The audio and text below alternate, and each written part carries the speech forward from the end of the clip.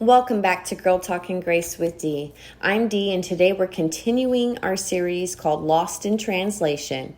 And in this series, we take familiar Bible words and look a little deeper at what they meant in their biblical setting, because sometimes one English word does not carry the entire picture. Today's word is meditate, and today's going to be an awesome one. Now, with the word meditate, when many people hear the word meditate, they picture sitting silently. They probably picture somebody sitting on the floor with their legs crossed, finger to thumb touching, trying to clear their mind or not think about anything. But biblical meditation, it's almost the opposite. It's not about emptying your mind. It's about filling your mind with God's word and staying with it long enough for it to begin shaping the way that you think, respond, and live.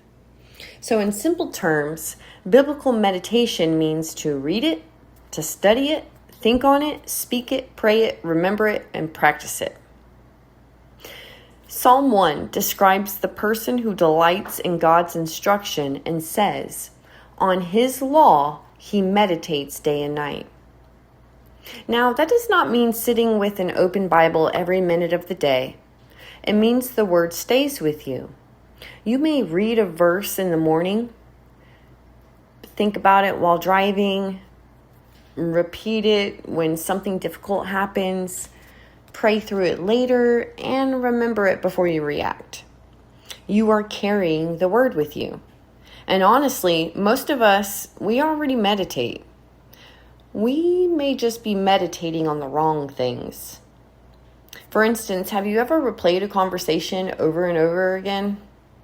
Like you remember what the person said and you think about what you should have said and you imagine what you'll say maybe the next time you see them. Or maybe you keep replaying something that hurt you. And you replay it over and over until you feel that same exact pain and hurt all over again. It makes you remember. Or maybe you worry about something and you run through every single possible outcome in your mind. That's a form of meditation. You are repeatedly turning something over in your thoughts. So the real question is not only do I meditate, but the better question is, what am I meditating on? Am I continually turning over God's truth? Or am I turning over fear, anger, offense, regret, and worst case scenarios? Because whatever we repeatedly rehearse in our minds can begin to shape our emotions, our heart posture, our reactions and choices. Now, here's something that I found especially interesting, and I couldn't wait to share with you guys today. The Hebrew word often translated as meditate is Hagah. You do not have to remember the Hebrew word, but it's a word picture that helps us understand what biblical meditation looks like. Hagah can carry the idea of pondering or thinking deeply. But it can also describe murmuring, muttering, speaking quietly, or making like a low sound. So meditation was not always completely silent. It could involve quietly repeating God's word to yourself, reading it aloud, speaking it under your breath, keeping it on your lips as well as in your thoughts. And here is the hidden connection. See, the same Hebrew word used in Isaiah chapter 31, verse 4, to describe a lion growling over its prey. Think about that picture for a moment. A lion does not casually glance at what it has taken hold of and then just walk away. No, it stays over it. It's focused. It holds its ground. It does not easily release what it has taken hold of. It's on the prowl. That gives us a very powerful picture of meditation. So we don't just glance at a verse and check it off the Bible reading and forget it 5 minutes later. Nope. we stay with the word. We hold on to it. We repeat it. We study it. We turn it over in our minds. We keep returning to it until it becomes taking root in us. You might even say biblical meditation is like chewing on the word. You do not swallow it quickly without thinking. You take it in slowly. You return to it. You allow it to nourish you. Meditation involves the mind and the mouth. See, Joshua chapter 1 verse 8, it says, keep this book of the law always on your lips. Meditate on it day and night so that you may be careful to do everything written in it. Notice the connection. God's instruction was to remain on Joshua's lips. He was to meditate on it, and then he was to do what it said. So biblical meditation involves more than just thoughts. It connects the mind, the mouth, and the life. You think on the word. You speak the word. Then you practice the word. That is why meditation is not complete when we simply just understand a verse. The goal is transformation. God told Joshua to meditate so that he would be careful to do what was written. So meditation is not only about gaining more information. It's about staying with the truth until the truth begins changing the way that you live. What does this look like practically? So let's say you read, be quick to listen and slow to speak and slow to become angry. You could read that verse and immediately move on. Or you can meditate on it. You might read it again slowly. And then ask, am I actually quick to listen? Do I interrupt people? Do I react before I understand what they are saying? And do I let them finish their sentence? What usually causes me to become angry? You might write the verse down. You might repeat, quick to listen, slow to speak, slow to anger. And then later, someone says something that irritates you, the verse comes back to your mind. You pause before responding. You listen instead of interrupting.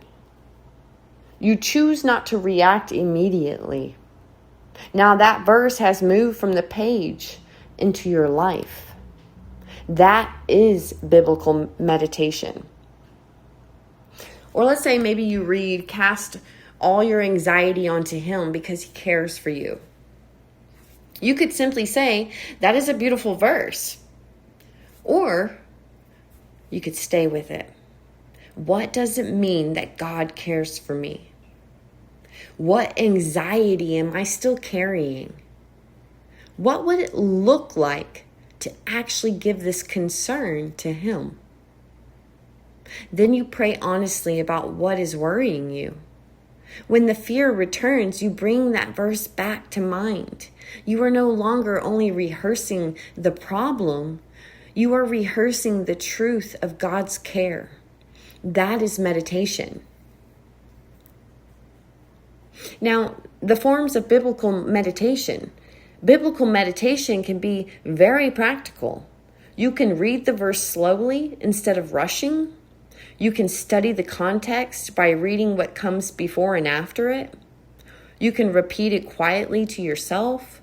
Speak it aloud so that you hear the words, because sometimes you can get more out of saying something out loud that maybe you missed when you read it silently.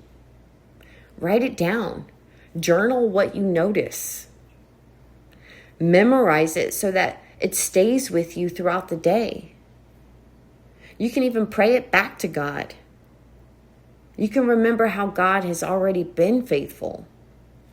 And most importantly, you can ask, how do I put this truth into practice? A simple pattern is read it, repeat it, study it, think on it, speak it, pray it, remember it, practice it. And you do not have to do every one of those things every single time. The point is just to slow down and remain with the word long enough for the word to remain with you. the connection to the other words. This connects beautifully with what we have already learned in this series. We hear the word, we receive what God is saying, we meditate on the word, we keep it in our thoughts and on our lips, and then we walk it out. We live in response to what we have heard and meditated on. So meditation is like the bridge between reading the truth and living the truth. A simple challenge this week. Choose one verse, just one. Read it slowly. Write it down. Read the surrounding passage. Repeat it throughout the day. Pray through it. Then ask, what does this show me about God? What does this reveal in me? What is one way I can practice this today? Do not just glance at it and release it. Hold on to it. Stay with it. Like that lion growling over what it has taken hold of, remain focused on the word until it begins taking hold of you. So here's the simple meaning to remember. Biblical meditation is staying with God's word until God's word stays with you. It's taking the word from the page into your thoughts, onto your lips, into your heart, and then into your life. Thank you for joining me for this episode of Lost in Translation. I'm Dee, and this is Girl Talking Grace with Dee, where we're a part of Women of Courage, encouraging other women. And remember, don't just read the word and move on. Take hold of it, think on it, speak it, and live it. Growl.